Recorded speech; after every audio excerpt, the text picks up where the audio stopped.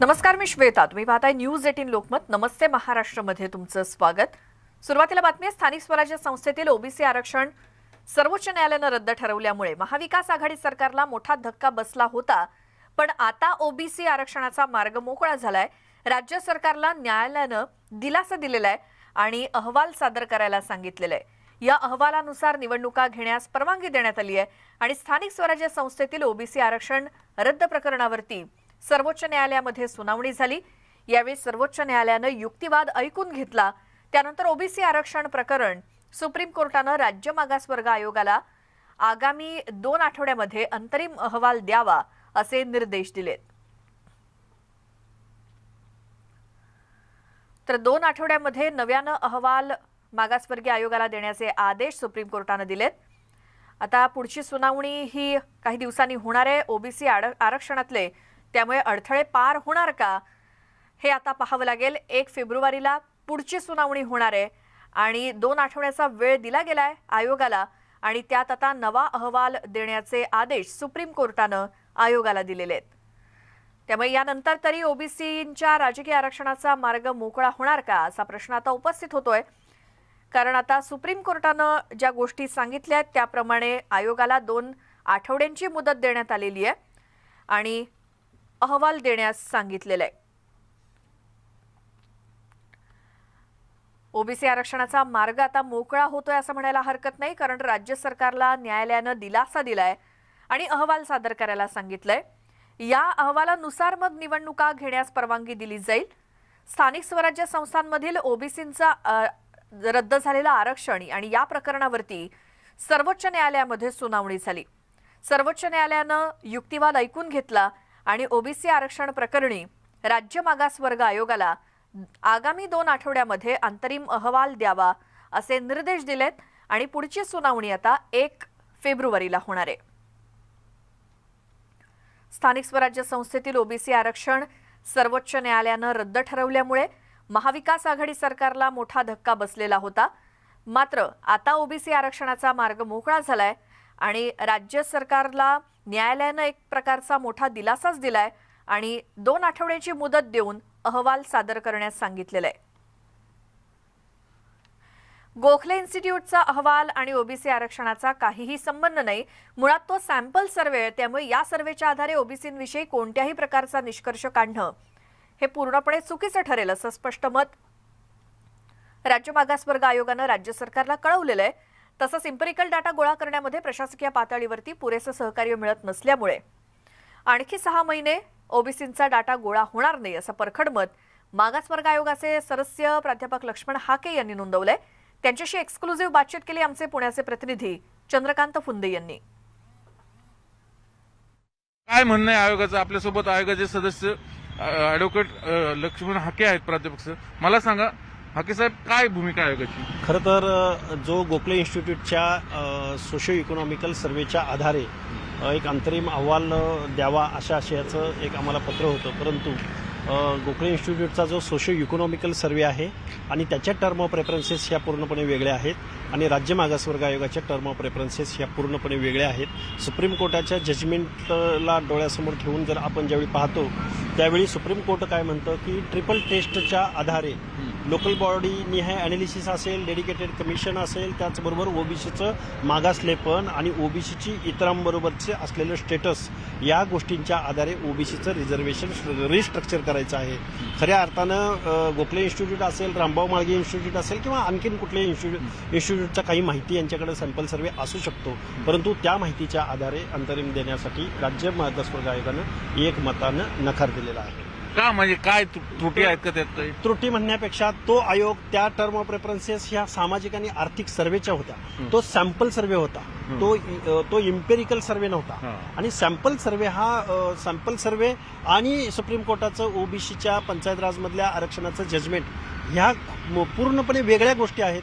त्या माहितीचा दुरान्वयानेही संबंध या ओबीसीच्या रिझर्वेशनच्या बाबतीमध्ये येणार नाही आणि त्या माहितीच्या आधारे सेकंडरी सोर्सेसच्या आधारे आम्ही कुठल्याही प्रकारचा अंतरिम अहवाल देण्यास राज्य शासनाने राज्य मागासवर्ग आयोगाने एकमतानं निर्णय दिलेला आहे. दुसरा एक महत्वाचा, मग आता तुम्हाला जे राज्य सरकारने काम सोपवलेलं आहे एम्पिरिकल डाटा गोळा करायचं, ते नेमकं कुठवर आलं आणि किती दिवस लागतील? कारण त्याच्यावरच राजकीय आरक्षण परत मिळणार आहे ओबीसींचं. खऱ्या अर्थानं वेळेचा अपव्यय होतोय हे मान्यच करावं लागेल. आज रोजी टर्म ऑफ रेफरन्सेसच्या आधारे आम्ही राज्य मागासवर्ग आयोगानं ओबीसीचा इम्पेरिकल डेटा कलेक्ट करण्यासंदर्भात क्वेश्चनर म्हणजे प्रश्नावली बनवण्याचं काम पूर्ण केलेलं आहे. आज रोजी प्रशासन आणि राज्य मागासवर्ग आयोगाचे सदस्य यांच्यामधला एक चांगला सुसंवाद घडणं गरजेचं आहे आणि यामध्ये प्रशासकीय दृष्ट्या मॅनपॉवर असेल, आर्थिक नियोजन असेल, या सगळ्या गोष्टींमध्ये अतिशय चांगल्या पद्धतीने नियोजन व्हायला हवंय. खरं तर काळाचा अपव्यय खूप मोठ्या प्रमाणात होतोय. आजपर्यंतचा काळ हा खूप गेलेला आहे आणि निवडणुका तोंडावरती आलेल्या आहेत. या कालावधीमध्ये खऱ्या अर्थानं प्रशासनानं खूप अग्रेसिव्हली म्हणण्यापेक्षा संवेदनशील पद्धतीनं या विषयाकडे पाहायला हवं. समजा आज मितेला सरकारने ठरवलं की तुम्हाला सर्व सहकार्य करायचं, म्हणजे आर्थिक दृष्ट्या असेल किंवा प्रशासकीय दृष्ट्या असेल, तर किती दिवसात एम्पिरिकल डाटा गोळा होऊन सादर खऱ्या अर्थानं पुरेसे अधिकार, पुरेसा आर्थिक निधी आणि वेळेचं जर काटेकोर पद्धतीनं जर नियोजन झालं तर इम्पेरिकल डेटा कलेक्ट करण्यासाठीच्या तयारीसाठी म्हणून महिना ते 1.5 महिना लागू शकतो. परत इम्पेरिकल डेटा कलेक्शनसाठी महिना ते 2 महिन्याचा कालावधी लागू शकतो आणि त्यानंतर महिना ते 1.5 महिना हा अॅनालिसिससाठी लागू शकतो. साधारणपणे 5 ते 6 महिन्याचा कालावधी या इम्पेरिकल डेटा कलेक्ट करण्यासाठी लागू शकतो. तेव्हा अतिशय संवेदनशील पद्धतीनं या प्रश्नाकडे पाहिलं गेलं पाहिजे आणि कोऑर्डिनेशन शासन, प्रशासन आणि राज्य मागासवर्ग आयोग यामधलं कोऑर्डिनेशन हे अतिशय उत्तम दर्जाचं असायला हवं. तरच एवढ्या कालावधीमध्ये हा डाटा कलेक्ट होईल. व्हिडिओ जर्नलिस्ट गणेश कदमसह चंद्रकांत फुंदे, न्यूज 18 लोकमत. या संदर्भात आपण अधिक बोलूयात. पुण्यातून आमचे प्रतिनिधी चंद्रकांत फुंदे आपल्या सोबत जोडले गेलेत. चंद्रकांत, सुप्रीम कोर्टानं आयोगाला जो 2 आठवड्यांचा वेळ दिलाय किंवा मुदत दिली आहे, या मुदतीमध्ये जरी अहवाल सादर झाला तरी त्याचा काही उपयोग होईल का नाही? श्वेता, पहिली गोष्ट आहे, या मागासवर्ग आयोगाने यापूर्वीच नकार दर्शवला आहे गोखले इन्स्टिट्यूटच्या अहवालाचा आधार घेऊन अंतरिम रिपोर्ट सादर करायला. त्यामुळं आता परिस्थिती अशी आहे, राज्य सरकार विरुद्ध मागासवर्ग आयोग असं चित्र निर्माण झालंय. पण त्यातनंही तोडगा निघू शकतो असं स्वतः नरके सरांनी सुचवलेलं आहे. स्वतः नरके सर आहेत आपल्यासोबत. ओबीसी चळवळीचे अभ्यासक, मी तो नंतर मोठा आधारवड आहेत ते सध्याच्या काळात. त्यांनाच सर, आता चित्र असं आहे, मागासवर्ग आयोग म्हणते की आम्ही ते देऊ शकत नाही, गोखले इन्स्टिट्यूटचा आधार काही कामाचा नाही ओबीसी आरक्षणासाठी. मार्ग कसा निघणार? एक तर काल जो माननीय सर्वोच्च न्यायालयाने ओबीसीच्या निवडणुकांमधल्या आरक्षणाच्या संबंधी निकाल दिलेला आहे तो राज्य शासनाला आणि ओबीसी वर्गाला मोठा दिलासा देणार आहे. हा जो आदेश आहे हा 10 पानांचा आहे आणि त्याचे 4 भाग आहेत. त्यातला पहिला भाग हा आहे की आतापर्यंत जी परिस्थिती नव्याने निर्माण झालेली होती, 127वी घटनादुरुस्ती ऑगस्ट महिन्यामध्ये केंद्र सरकारने केल्यानंतर हे अधिकार राज्य सरकारला देण्यात आलेले होते.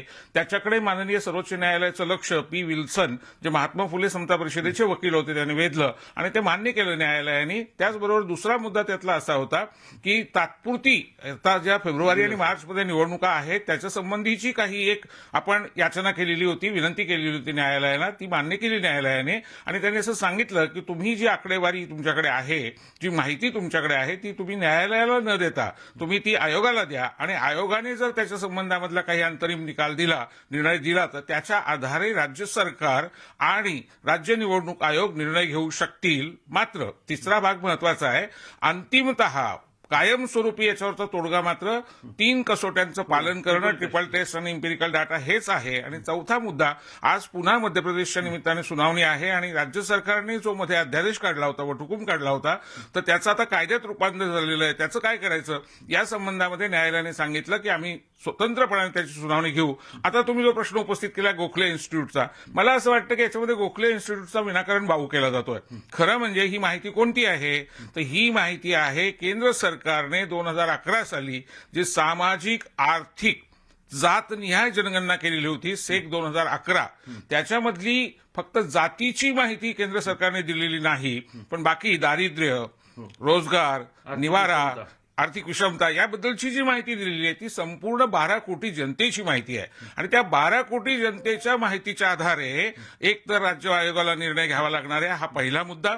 दुसरा मुद्दा, राज्य आयोगाकडे जी माहिती राज्य सरकारने दिली आहे त्यातला दुसरा महत्वाचा भाग आहे की ग्रामीण विकास खात्याच्या आणि नगर विकास खात्याच्या तसेच सामाजिक न्याय विभागाच्या अनेक योजना कल्याणकारी ज्या आहेत, दारिद्र्य निर्मूलनाच्या ज्या आहेत, त्याच्यासाठीही वेगवेगळे सर्व्हे केले जातात. सातत्याने असे सर्व्हे होत असतात. त्यासंबंधीची जी आकडेवारी आणि जी माहिती राज्य सरकारकडे उपलब्ध आहे ती. आणि तिसरा महत्वाचा भाग, दरवर्षी केंद्र सरकारच्या नॅशनल सॅम्पल सर्व्हे ऑर्गनायझेशनच्या माध्यमातून नमुना पाहण्या केल्या जातात. तशा त्या नमुना पाहण्यांमधली माहिती या तिघींचा मेळ घालून राज्य आयोगाने निर्णय घ्यायचा आहे. गोखले इन्स्टिट्यूटचा याच्याशी काही संबंध नाही. त्याचं कारण असं की मराठा आरक्षणाच्या संबंधामध्ये एक अहवाल तयार करायचं काम गोखले इन्स्टिट्यूटला दिलं होतं. त्याचा इथे कुठेतरी उल्लेख होतो आणि गल्लत केली जाते. मराठा आरक्षणाच्या संबंधीचा गोखले इन्स्टिट्यूटचा अहवाल हा पूर्ण वेगळा होता. त्याचा आत्ताच्या या राज्य आयोगाला दिलेल्या माहितीशी काही संबंध नाही. मग आता जे राज्य मागासवर्ग आयोगाकडनं सरकारला सांगितलं जातं की आम्ही त्याचा अहवाल देणार, अंतरिम अहवाल देणार नाही, सध्या त्यांनी कालच असमर्थ दर्शवली. मग याच्यातनं मार्ग कसा निघणार? काय झालंय की कालही मिटिंग झाली आणि परवा 13 तारखेला सुद्धा मिटिंग झाली होती आयोगाची.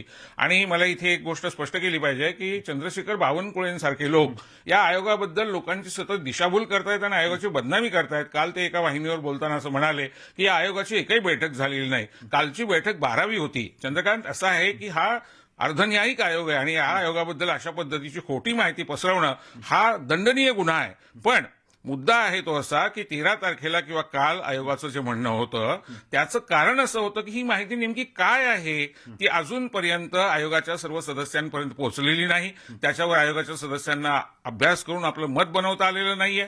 पण आता माननीय सर्वोच्च न्यायालयानेच हे काम आयोगाला सांगितल्यामुळे आयोगाला या माहितीचा अभ्यास करावा लागेल. आणि मला पूर्ण विश्वास आहे की जी सेक 2011ची आकडेवारी आहे, म्हणजे आत्ताच मी उल्लेख केला त्याप्रमाणे सामाजिक आर्थिक जात जनगणना 2011 जी केंद्र सरकारने केलेली आहे, तिच्या आकडेवारीच्या आधारे आणि ग्रामीण विकास, नगर विकास आणि सामाजिक न्याय खात्याच्या वेगवेगळ्या पाहण्या आणि केंद्र सरकारचा नॅशनल सॅम्पल सर्व्हेचा आपल्याला असलेला डेटा, या सगळ्यांचा मेळ घालून आयोग निश्चितपणाने आपल्या आधीच्या भूमिकेचा फेरविचार यासाठी करू शकेल की एकतर केंद्र सरकारच्या आणि राज्य सरकारचा असा हा एकत्रित डेटा आहे.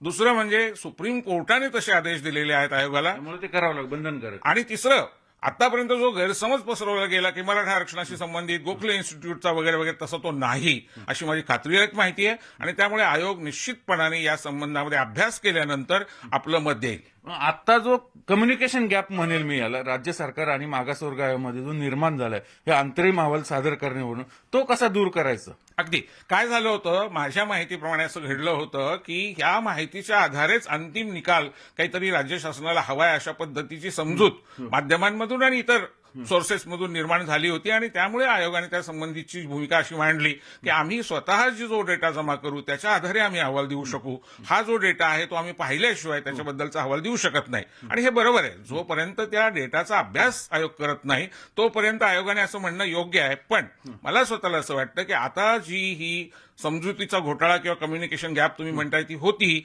ती अभ्यास केल्यानंतर दूर होईल. आणि मला खात्री आहे की याच्यातनं मार्ग याच्यासाठी निघेल की ही माहिती फक्त गोखले इन्स्टिट्यूटची नाही. एक लक्षात घ्या, गोखले इन्स्टिट्यूटला एक तुकडा त्यातला दिलेला होता आणि तो फक्त मराठा आरक्षणाशी संबंधित होता. पण आता कारण नसताना गोखले इन्स्टिट्यूट आणि मराठा आरक्षण असा याच्यामध्ये मुद्दा उपस्थित केल्यामुळे लोकांचा असा गैरसमज होण्याची शक्यता आहे की त्याच्याच आधारे निर्णय द्यायचा आहे काहीतरी. तसं नाही आहे. मी पुन्हा पुन्हा आपल्याला सांगितलं तसं याबद्दलचा तोडगा याच्यासाठी निघू शकतो की ही जी माहिती आहे ही खूप मोठ्या प्रमाणातली आहे. तुम्ही एक लक्षात घ्या, आता सुद्धा माननीय सर्वोच्च न्यायालयाने दिलासा का दिला, तर एक तर सर्वोच्च न्यायालयामध्ये स्वतः केंद्र सरकार आता गेलेलं आहे. आता मध्य प्रदेश, केंद्र सरकार आतापर्यंत महाराष्ट्राच्या विरुद्ध होतं. आता केंद्र सरकार मध्य प्रदेशचा विषय आल्यानंतर बदललं. एक दुसरं, मध्य प्रदेशचा राजकीय भूमिका कशी बदलते आरक्षणाची हे त्यांना दिसलं. आणि मध्य प्रदेशची सुनावणी सुद्धा जी आहे ती एकदा झालेली आहे. कालच्या निकालात सुद्धा कोर्टाने असं सांगितलंय की मध्य प्रदेशचा मुद्दा आहे आणि आज पुन्हा त्याच्यावरची सुनावणी आहे. आणि तिसरा आणि सगळ्यात महत्वाचा मुद्दा 127 घटना दुरुस्ती. बघितलं आपण, म्हणजे सरकार सध्या जे कम्युनिकेशन गॅप निर्माण झालाय राज्य सरकार आणि मागासवर्ग आयोगामध्ये, तो निश्चित दूर होईल आणि मागासवर्ग आयोग अंतरिम अहवाल सादर करेल सुप्रीम कोर्टाने, असा नरके सरांनी मधला पर्याय सांगितलेला आहे. आणि आशा आहे त्याच्यावर निश्चित सरकार वर्कआउट करेल. जी जी चंद्रकांत, खूप धन्यवाद या सगळ्या संपूर्ण संवादासाठी आणि माहितीसाठी.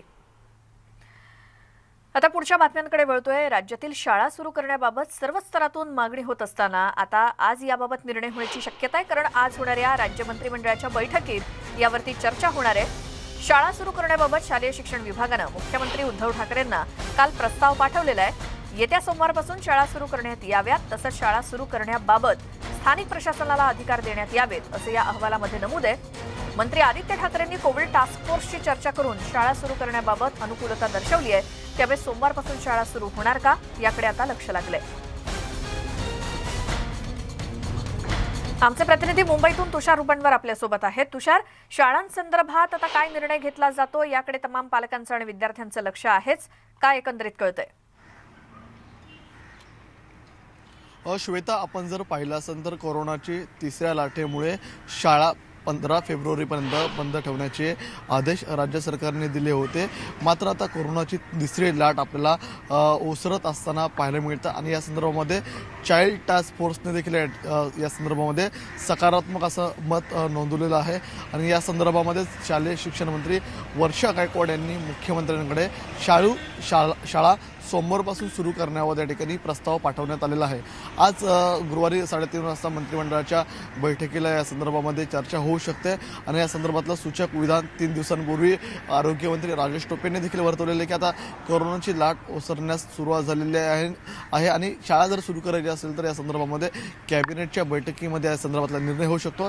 आज कॅबिनेटच्या पटलावरती प्रामुख्याने शाळा सुरू करण्यासंदर्भातला प्रस्ताव आहे आणि या कॅबिनेटमध्ये या संदर्भातली चर्चा होईल आणि चर्चेमध्ये जर सकारात्मकता असेल तर सोमवारपासून आपल्याला काही गाईडलाईन्स आखून दिल्या जातील आणि त्या ठिकाणी शाळा आपल्याला सुरू करताना पाहायला मिळणार आहे. कारण की राज्याचं जे चाइल्ड टास्क फोर्स आहे त्यांनी देखील मत नोंदवलेलं आहे की शाळा सुरू करण्यास काही हरकत नाही आहे. त्याचप्रमाणे शिक्षण मंत्री वर्षा गायकवाड यांनी देखील मुख्यमंत्र्यांना प्रस्ताव पाठवलेला आहे. या प्रस्तावावरती आजच्या कॅबिनेटमध्ये चर्चा होईल आणि अशी शक्यता आहे की सोमवारपासून या ठिकाणी शाळा सुरू केली जाऊ शकते. मात्र शाळा सुरू करत असताना काही त्या ठिकाणी नियमावली दिली जाऊ शकते. अर्थात एका वर्गामध्ये 50 जणांपेक्षा जास्त जण बसणार नाही. 50% त्या ठिकाणी क्षमतेचे क्लासरूम सुरू राहावेत. सॅनिटाईज सगळं क्लासरूम असेल. किंबहुना क्लासरूममध्ये कुठलीही गर्दी होणार नाही याची काळजी देखील घेतली जाणार आहे. जे लेक्चर असतात ते लेक्चर आपल्याला अल्टरनेटिव्ह स्वरूपामध्ये पाहायला मिळतील. ह्या सर्व गाईडलाईन्स कदाचित राज्य सरकार शाळा सुरू करण्याच्या प्रस्तावावरती निर्णय घेत असताना हे लागू करण्याची शक्यता आहे. श्वेता, बरोबर. तुषार, मात्र वारंवार आपल्याला शाळांसंदर्भात म्हणजे कुठली लाट आली की शाळा बंद कराव्या लागतात, त्यानंतर पुन्हा त्या सुरू करणं, यामध्ये विद्यार्थी आणि पालक सुद्धा खूप कन्फ्यूज झालेले आहेत किंवा त्रासले सुद्धा आले आहेत. मात्र तरी देखील त्यांना आता या सगळ्याला सामोरं जावं लागतंय. तुषार, थोडंसं थांबवते. मात्र आपल्यासोबत शिक्षण तज्ज्ञ हेरंब कुलकर्णी जोडले गेलेत. कुलकर्णी सर, स्वागत तुमचं न्यूज 18 लोकमतमध्ये. आत्ता कुठे मुंबई आणि आसपासच्या भागामध्ये कोरोनाची ही तिसरी लाट ओसरतीये आणि या सगळ्या घाई गडबडीमध्ये सोमवारपासून शाळा सुरू करण्याचा जो निर्णय शिक्षण विभागाकडून घेतला जातोय त्यावरती तुमचं काय म्हणणं आहे? तो निर्णय नक्कीच स्वागतार्ह आहे. कारण शाळा बंद झाल्यानंतर ज्या प्रकारचा जनाक्रोश महाराष्ट्राच्या ग्रामीण भागात उमटला तो बघता पालकांची, मुलांची आणि एकूणच समाजाची अपेक्षा ही शाळा सुरू व्हाव्यात अशी आहे. तर मला असं वाटतं की हा निर्णय सरसकट न घेता महापालिका क्षेत्र, नगरपालिका क्षेत्र वगळून सुरुवातीला ग्रामीण भागामध्ये, ग्रामपंचायत क्षेत्रामध्ये याची अंमलबजावणी सुरू करावी आणि या लाटेचा फेब्रुवारीच्या पहिल्या आठवड्यापर्यंत जो इशारा आहे तो बघता मग टप्प्याटप्प्याने पुढे जावं. कारण एखाद्या ठिकाणी जरी पुन्हा उद्रेक झाला तर तो संपूर्ण सेटबॅक व्यवस्थेत बसू शकतो. आणि शाळांबद्दल आपण बोलतोय, महाविद्यालयांबद्दल कुणीच बोलत नाही. उच्च शिक्षण मंत्री या संदर्भात सातत्यानं कॉलेजेस अगोदरच बंद करून टाकली. मागच्या वेळी पण त्यांनी तीच भूमिका घेतली, लसीकरणला शोध लागल्याशिवाय आम्ही कॉलेज सुरू करणार नाही. तर महाविद्यालयाच्या बाबत, उच्च शिक्षणाच्या बाबत अतिशय असंवेदनशील भूमिका महाविद्यालय सुरू करण्याबाबत दिसून येते. तर महाविद्यालय आणि शाळा ग्रामपंचायत आणि नगरपंचायत क्षेत्रामध्ये सुरू करावेत असं मला वाटतं. बरं सर, पण याच वेळी पालक सुद्धा खूप संभ्रमात आहेत, कारण या सगळ्या परिस्थितीमध्ये मुलांना शाळेत पाठवायचं की नाही यावर थोडीशी धाकधूक आहे त्यांच्या मनामध्ये. त्यामुळे जर या शाळा सुरू केल्या तर मग त्यासाठी काय अटी असाव्यात असं तुम्हाला वाटतं? अटी किंवा काय पर्याय? मला असं वाटतं की पालकांची जी जास्त धाकधूक आहे ती महापालिका किंवा मोठ्या शहरांमध्ये आहे, कारण तिथे रिक्षामधून किंवा बसेसमधून मुलांना न्यावं लागतं. तर तो मुद्दा बरोबर आहे. परंतु म्हणून मी असं म्हणतो की जर महापालिका क्षेत्र आणि शहरी भाग जर आपण पाठीमागे ठेवला तर पालकांचा आणि या सगळ्याला होणारा विरोध कमी होईल.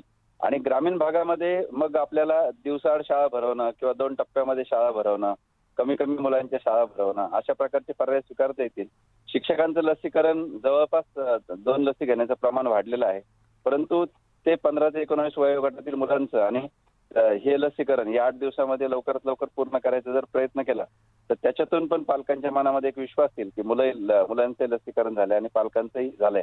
आणि लहान मुलांच्या बाबतीमध्ये ग्रामीण भागामध्ये मुळातच शाळांमधली विद्यार्थ्यांची संख्या कमी असल्यामुळे मला असं वाटतं ती अडचण येणार नाही, कारण आपल्याकडे प्राथमिक आणि माध्यमिक शाळांची संख्या विद्यार्थ्यांची मुळातच ग्रामीण भागात कमी आहे आणि जिथे जास्त आहे तिथे निम्मे निम्मे वर्ग भरवणं अशा प्रकारचे पर्याय स्वीकारता येतील असं वाटतं.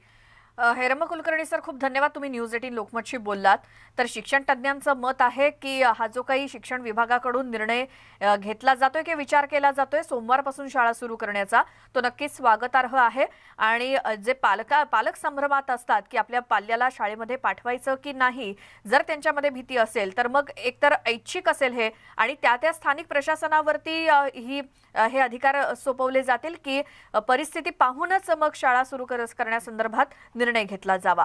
आता आजच्या कॅबिनेटच्या बैठकीमध्ये नेमका शाळांसंदर्भातला काय निर्णय होतो हे देखील पाहावं लागेल. पुढची बातमी आहे ठाणे ते दिवा 5व्या आणि 6व्या मार्गिकेच्या कामासाठी येत्या शनिवारी मध्यरात्रीपासून 14 तासांचा मेगा ब्लॉक घेण्यात येणार आहे. 22 जानेवारीच्या मध्यरात्री 1:20 ते रविवारी दुपारी 3:20 ठाणे ते दिवा डाऊन जलद मार्गावरती ब्लॉक असेल, अशी माहिती मध्य रेल्वेकडून देण्यात आली आहे. आणि याच कालावधीत रविवारी अप मार्गावर सुद्धा दुपारी 12:30 वाजल्यापासून ते दुपारी 2:30 वाजेपर्यंत ब्लॉक असणार आहे. ब्लॉक कालावधीमध्ये दिवा ते ठाणे दरम्यान अप आणि डाऊन धीम्या मार्गावरती गाड्या धावतील. दादरवरून 22 जानेवारीला रात्री 11:40 ते 23 जानेवारीपर्यंत मध्यरात्री 2 वाजेपर्यंत सुटणाऱ्या जलद उपनगरीय आणि मेल तसंच एक्सप्रेस गाड्या माटुंगा ते कल्याण डाऊन धीम्या मार्गावरती वळवल्या जातील आणि डाऊनच्या एक्सप्रेस गाड्या या ठाणे स्थानकावरती थांबणार नाहीत.